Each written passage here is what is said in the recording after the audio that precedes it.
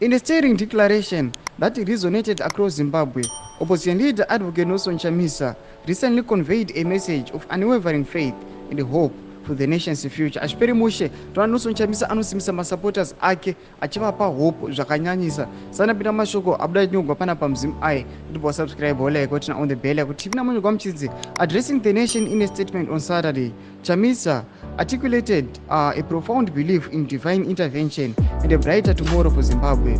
A done deal for Zimbabwe. In what is coming, Zimbabwe is being remembered and saved.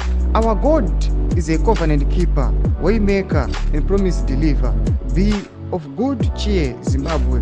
Chamisa's invocation of biblical passages, including Deuteronomy 7:9, Psalms 145, 30-21. These scriptures revered for their promises of divine protection and restoration, resonated deeply with Chamisa's vision for Zimbabwe's future.